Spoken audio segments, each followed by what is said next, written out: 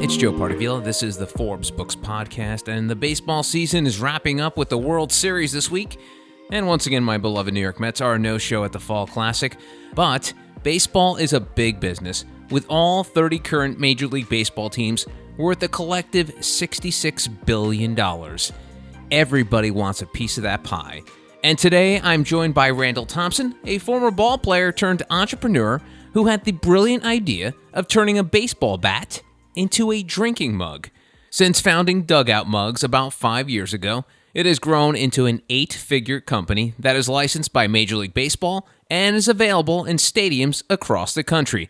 Hello, Randall. How you doing? I'm good, and what a time of year for you. This is basically Christmas for anyone who's involved in anything baseball. So talk to me about Dugout Mugs, and before we talk about the origins and all that jazz, just give us a breakdown of like what the last month and a half has been as baseball's been in its postseason and now World Series. Yeah, I'm in love with this time of the year, but it's like with every blessing comes a curse. Playoff baseball, when it shows up, I really get into it. I follow along during the season, but I come really dedicated whenever the playoffs show up.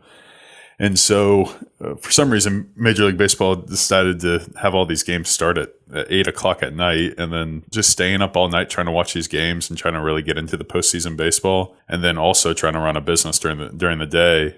Being a guy that is really strict with his schedule, it's been a little bit of a challenge of me staying up all night and then still trying to get up and trying to operate like I normally do. I wouldn't ask for it any other way. I love what I do, so it's a blessing, but at the same time, there's a little bit of a curse to it as well.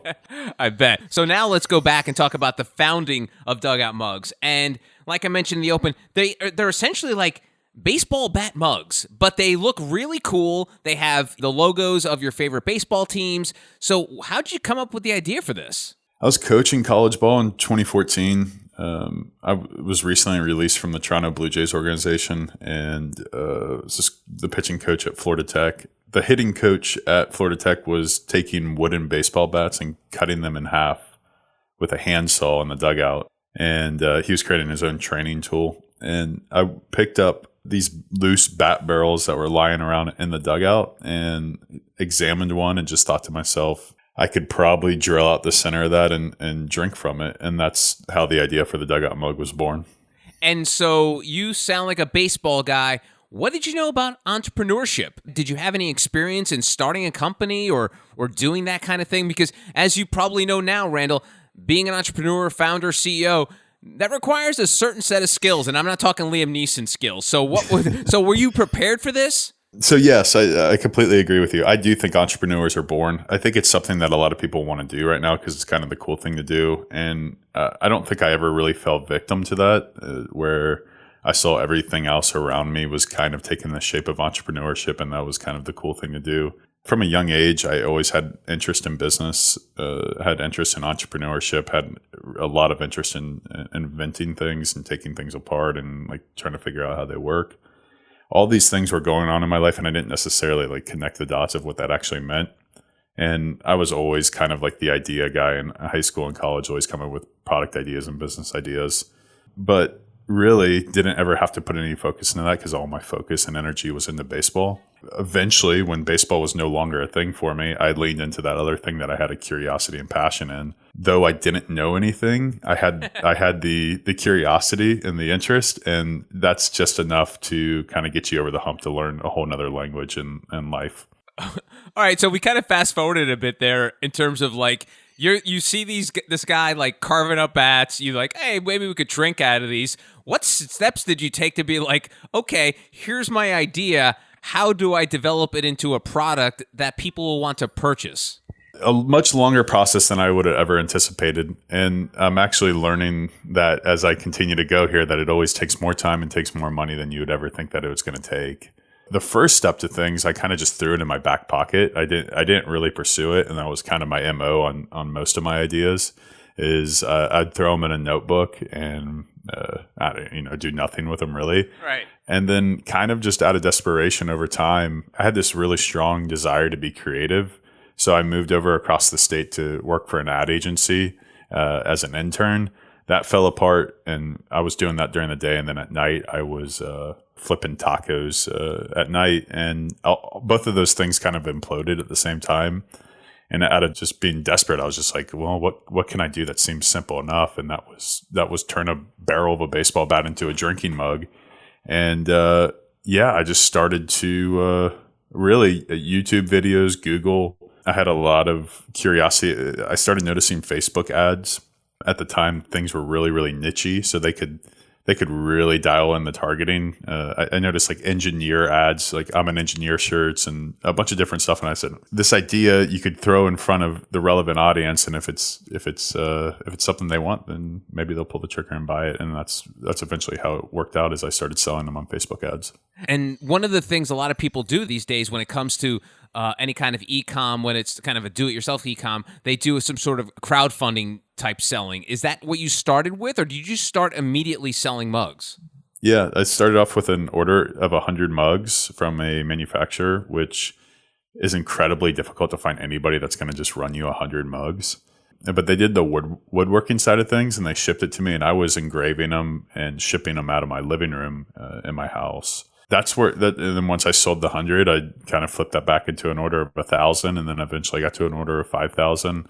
And fast forward to now, and we're bringing in about 10,000 a week. Wow! Yeah, that's awesome. And talk to me about the making those, because you talked about like the idea of finding someone to make this. Because one thing is, I could do this one thing on my own, but to mass produce something, that's a whole new level that I'm sure you came to realize pretty quickly. So how did you find this manufacturer? We've bounced around from manufacturer to manufacturer to manufacturer. The unfortunate truth of business is that, one, people don't necessarily always do what they say they're going to do. And also, you get to a certain level in which the person that got you to a certain point can no longer support you to where you're heading or where you're currently at. As we've grown, we've gone from one manufacturer to another manufacturer, and now we've worked with the same manufacturer for about 2.5 or 3 years, and it's a perfect fit. They're growing with us. We're buying some machinery that they house up in their manufacturing facility. That's 1/3 of the process gets done up in Quebec City, Canada, actually, and then they ship it down to us into one of our facilities that's in Central Florida, and that's the second part of the process, and then it gets carted over to us in the third part where we engrave it and fulfill it and send it out. I mean, really, the constantly you have to just stop. You have to pause, measure, and recalibrate to where you currently are and where you're heading. And none of it is really difficult. You just have to ask yourself the right questions. And if you're asking yourself the right questions, you'll get better answers. And with better answers, your process just kind of just smooth out over time. These mugs, they look like baseball bats, obviously, but are they the same wood as like your Louisville Slugger that you see these major leaguers play with, or is it or like in the same family of wood? Yeah, there's 3 major types of wood that Major League Baseball players use, and it's either maple, birch, or ash. The mugs have been made out of all 3 materials at one point, but a majority of what we make our mugs out of now are birch wood. Oh, okay. And so talk to me about drinking from birchwood. Is that a thing? Like before, I mean, I know yours is specifically baseball bats, but did they make mugs or drinking cups out of birchwood before? No, not that I know of. And that's one of the things, that's one of the objections that we very early, we worked through and worked past from like just a consumer. And still today, that's one of the bigger objections that we hear. And even as far as my dad was in the very beginning of this, he said, son, you're an idiot. Nobody's going to drink from wood. So, he was very much wrong, but it's not very common. But I don't know. It's worked. And they're sealed. They're sealed with a food grade water based sealant. So the liquid's not actually touching the wood, so to speak. But yeah, it's definitely something that is odd, but it being odd is actually, I think, what's helped us scale the company so big. Absolutely. And one of the things that you tout about these mugs is the fact that it keeps things cooler longer. Why is that? So like a Corona bottle versus like a Sam Adams bottle. Sam Adams is a darker tint of bottle versus like a Corona bottle is clear. Pretty much what happens is the sun can't penetrate it. So same thing, a glass versus a wood drinking vessel. sun or light can't get in there and warm up the liquid that's on the inside. So it actually keeps things colder longer. And now let's talk about how you really scaled up, and that's the licensing part of it. That the fact that folks can get their favorite baseball team logos on the baseball bat mug. Talk to me about that process, because I can't imagine, of all the things that you've said are sort of hard but easy at the same time. Walk me through that. Yeah. So anybody that's done business for I guess a significant amount of time, or is just trying to get into business, one thing that you're going to quickly learn, or that you have learned, is that there's a whole lot of faith that goes into what you're doing. And if you start really staring at what you're doing too closely, you'll probably get a little freaked out on if you think about all the things that could go wrong, you probably get a little freaked out pretty quickly. But the same thing applies for this licensing side of things. When we signed with Major League Baseball to start selling MLB licensed goods, the amount of minimum guarantee that we had to sign and agree that we were going to pay them over the course of a 2-year period was nowhere in the ballpark of what we were actually capable of doing at that current time. And we had to ask ourselves really a question of economics and a question of faith of, if we get a MLB license that we can put on our products, is it going to give us the ability to scale the company up to a significantly larger level? And we looked at it from a numbers standpoint, and then also just kind of looked at each other and said, yeah, I guess we can do this. With all that said, it was a significant amount of money that we had to promise Major League Baseball, and we kind of just jumped into it, and thank goodness it worked. Wow. So and I don't want you to get into the weeds of how much you've offered and spent and all that jazz when it comes to licensing, but how does that work on the basic 30,000 foot level? Is it like you create this product, you reach out to whoever handles licensing at MLB, and then you negotiate some sort of price? Is that basically how it works? So what happened was we had a licensing agreement with Major League Baseball Players Association, which gives us the rights to the players' names and likeness and signatures. It's a completely separate license from Major League Baseball, which gives you the rights to the logos. The team marks, the logos. And we had the MLBPA license, and we showed up to the MLB winter meetings in 2017. And I mean, I feel kind of like cocky saying it, but we stole the show. We had a 10x10 booth. Nobody's ever seen what we were doing before. And there was a lot of buzz about what we were doing. That's where the conversations with Major League Baseball started. Once you kind of get to a certain level with MLB, they turn it into like a numbers thing. Like, hey, what numbers do you think you can do? And we didn't want to create a situation where they didn't have any interest because we didn't bring big enough numbers to the table. But we also didn't want to make it so like crazy that we just sink our business because we try to keep up with these numbers. So we send over these numbers, and then that's when the actual spark kind of started. The conversation started at the winter meetings in 2017, and then the numbers conversation kind of went back and forth on email, and eventually we came to something that made sense, and we launched our MLB licensed goods the Christmas time of 2018, and since then it's really changed the trajectory of our business in a big way. Yeah, how big is that? I mean, the idea of like the casual baseball fan, drinking out of a baseball mug is kind of cutesy, but the idea that you're affiliated with, the holy grail of Major League Baseball, that must have taken you to just another level. Yeah, it did. And it's so easy connecting the dots looking back. Steve Jobs once said, he's absolutely right, but like just putting faith in that, like, it only makes sense. It's a barrel of a baseball bat turned into a drinking mug. Last night at the Braves World Series game, there was 130,000 people in the Battery. That's 130,000 Braves fans that it's only logical that they would want a barrel of a baseball bat drinking mug with a Braves A on it. And when you start really looking at it that way, you just say to yourself, yeah, we got to do this. It's going to change. It's going to change the complete scale of our business. Let's go into the actual manufacturing scale up, because you go from probably doing a few thousand to like hundreds of thousands. Like how many are you producing now? Yeah, we'll sell about 300,000 units this year. Wow. Yeah. Did you ever think when you were telling your parents that you were going to sell baseball bat mugs that you'd be selling hundreds of thousands of these things? I mean, I'm sure you were confident, but you couldn't have foreseen this. I don't. I have a hard time reflecting on anything, and when you're in the bottle, you can't read the label.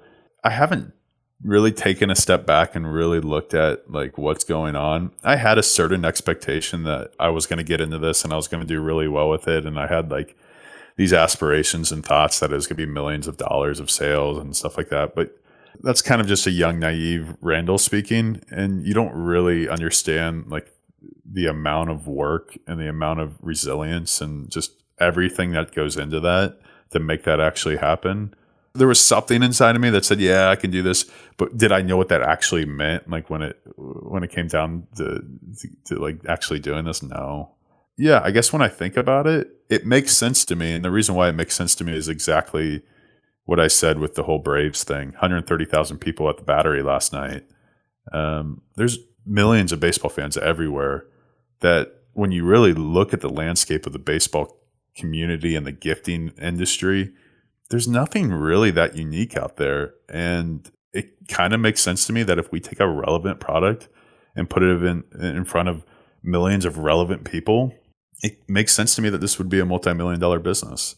Though it is like a huge blessing that we're going to sell those, logically it makes sense to me how we're doing it. Wow. And we talk about the essential nature of it, that it's a baseball mat that you've turned into a mug, but you've also not just stuck with your laurels. You have different versions, right, of these mugs. How important is that to you to offer a variety to fans as opposed to just having, here's just a mug I made out of a bat. Now that's it. That's our company. You know? Yeah. Yes, it is critical. And the reason why it is critical is that we're primarily an e-commerce business. So 95% of the business that we're doing, we're selling direct to consumer through social media ads. And then through the checkout process, we get their email addresses, we get their phone numbers, and we're constantly sending them new offers on new products that they've never seen before. Like we take the knob of a baseball bat and we turn it into a shot glass. We just recently, we've taken a metal bat barrel, so to speak, and turned it into a metal barrel of a bat mug, which MLB gave us the license on that too. So think of like a Yeti style stainless steel tumbler, but it looks like the barrel of a metal baseball bat. So we continue to innovate and create these products that baseball fans are telling us that they love, and we're able to bring those customers back and continue to sell them stuff as they enter the top of our funnel with what has been primarily the barrel of a baseball bat turned into a drinking mug, the wood version of it, the dugout mug.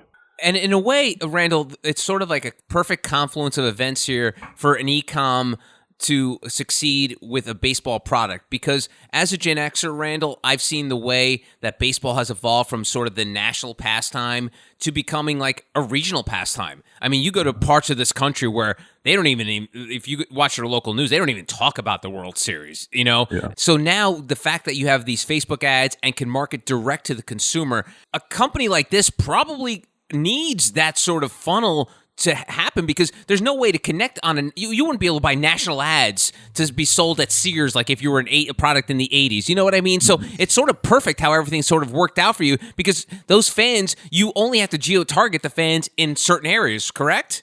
Yeah, correct. I mean, there's like the Yankees make up a large part of our sales, and all the big market teams make up a large part of our sales. But we can stay pretty broad in that.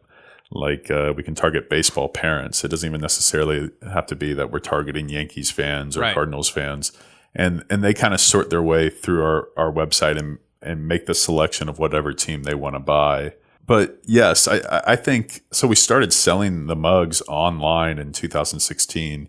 And I look back on that now in 2021, and it seems like just now legitimate conversations are starting to happen that e-commerce is like the future of things.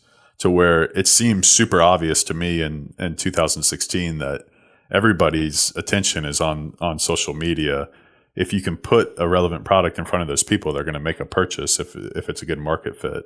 On top of that, like you're saying, Major League Baseball, I don't want to say they didn't see it, but the royalty rate for the e-com side of things is far less than the the retail side, and a majority of their licensees build their businesses on the retail front, and they're not used to working with people that sell things from an e-com standpoint. Interesting. So it's like a low barrier of entry if you are an e-com, as opposed to, wanting to sell your stuff at a Target. Right. Wow.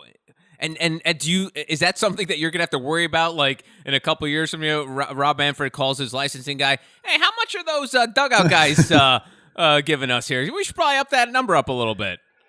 Yeah, I mean, we foresee that happening. That the percentage is going to increase on the e-com side of things as people start to wise up. But for the time being, we're going to just keep doing what we're doing. Good for you. Good idea there. Good idea there, Randall. I want to ask you about Facebook, because if you were to Google like Facebook in the news media, it's going to be mostly negative. But you're seeing companies, whether it's a media company or e-com, basically thriving and surviving thanks to Facebook. So talk to me about Facebook's impact on Dugout Mugs. I mean, it's what we've grown our company on, and I think there's a ton of small businesses that grow their company on Facebook. I completely agree. If you do thumb through the media, you'll see that Facebook is the enemy in a lot of different ways. But legitimately, our business isn't where it is today without Facebook, especially in the early years. CPMs are getting much higher now. Our CPAs are going up because I think more people are catching on and spending more money on the Facebook ad side of things. But without it, we aren't the Dugout Mugs that we are today. And it's funny too, Randall, because working in media for pretty much my entire adult life, I saw how much Facebook can pretty much cripple companies when they change their algorithm, what ends up on the feed. And I know Facebook ads is a little different because you're actually targeting a certain consumer in a certain area and all that jazz. And the reason I bring this up is a lot of these companies that were using Facebook to provide content to folks, and the algorithm changed, then all of a sudden, all their clicks are gone. And they had no backup plan. Like, basically it was like, hey, listen, the only way our content is going to get into people's phones or laptops is by scrolling through Facebook. Mm-hmm. And they had no backup. What do you guys have besides Facebook in terms of reaching an audience? Yeah, that's kind of a harder lesson that we learned. I mean, we do diversify our ads and our media in some ways, but a vast majority of what we were doing was in Facebook. And we learned that kind of in the hard way in May of this year.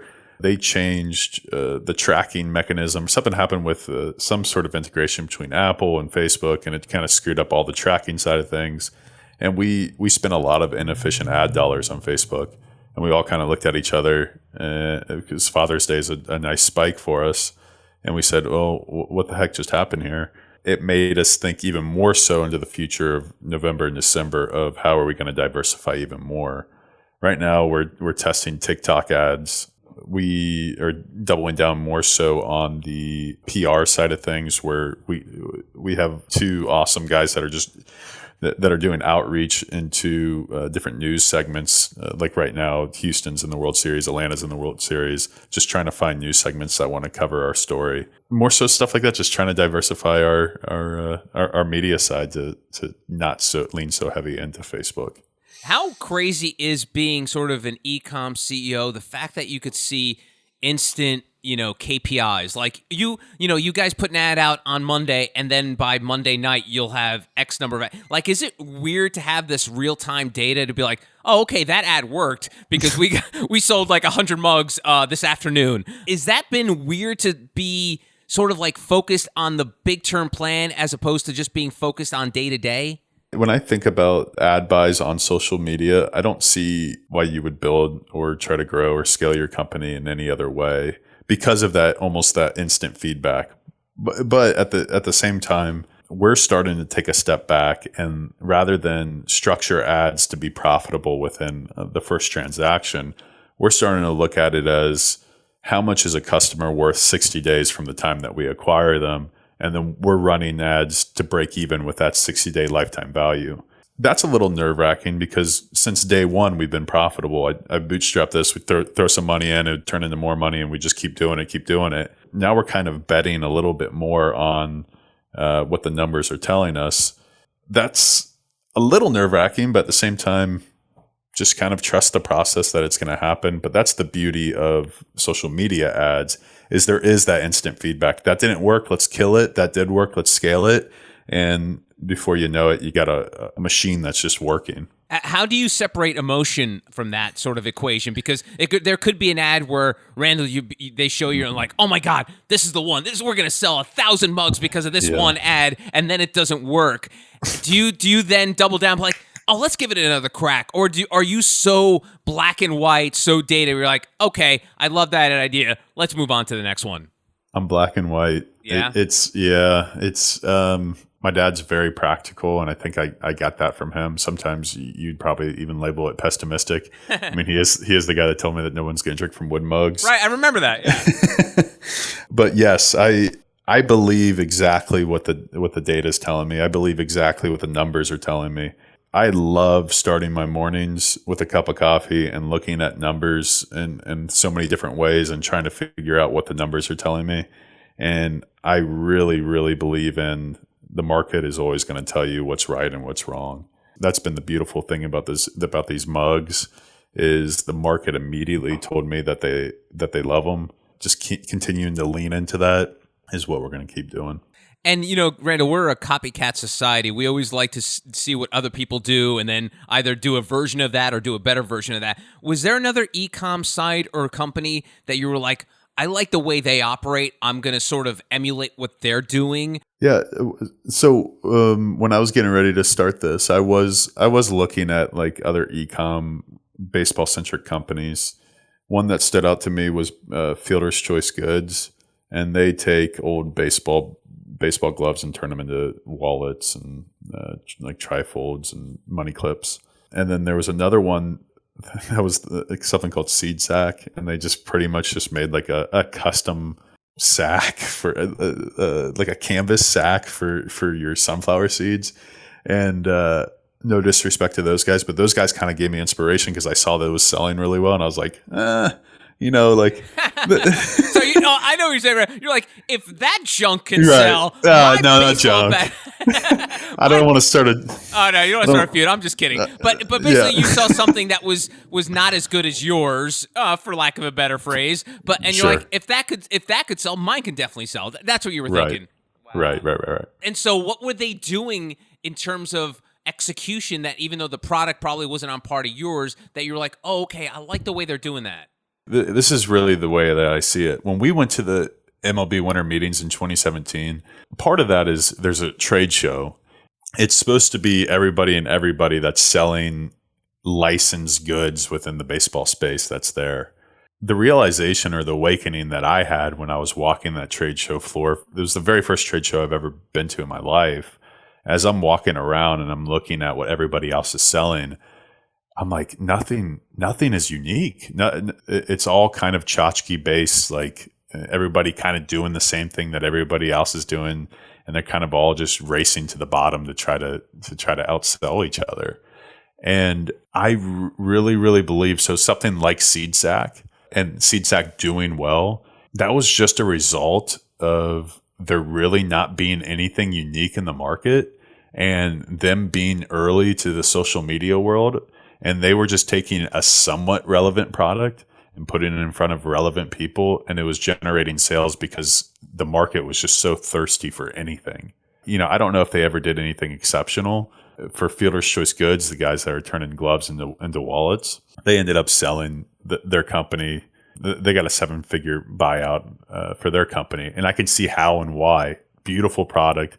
A lot of other people are doing it now, but they were the first to do it, to my knowledge, and they did a really good job with their branding, their marketing, and it's actually a very beautiful and unique product that I feel like is a perfect market fit for what they were doing. So I don't even remember what the question was at this point, but I think I answered it.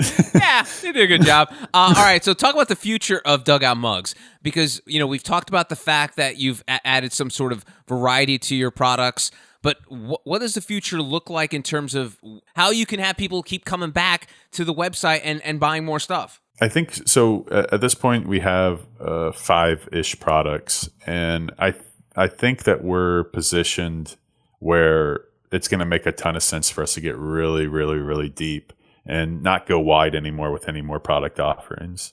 Like I mentioned, the Braves battery, having all those people there.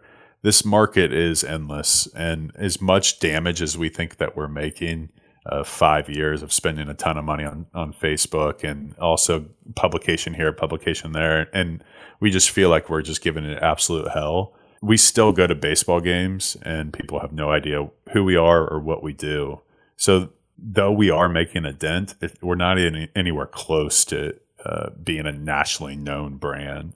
I think the more and more we just stick to our core competencies and stick with the products that we have and get really, really deep within the baseball community, I think that's just going to give us another opportunity to double again next year. Well, you don't sound so pessimistic anymore, Randall. No, I see the path. I really do. Well, that's awesome. His name is Randall Thompson. He is the founder of Dugout Mugs. Well, Randall, thanks for the time. Wish you the best of luck and good luck. All right, bro? Thank you. You're welcome. And to find out more about Randall and his company, check out dugoutmugs.com. And that's it for this Fall Classic edition of the Forbes Books Podcast. If you enjoy the show, make sure you take a second to subscribe so you automatically get new shows when they drop. Also, if you have a minute, I would love if you left us a review so more amazing entrepreneurs like yourself can discover the show. And please don't forget the golden rule and treat others as you want to be treated. Thanks for listening. Until next time, adios.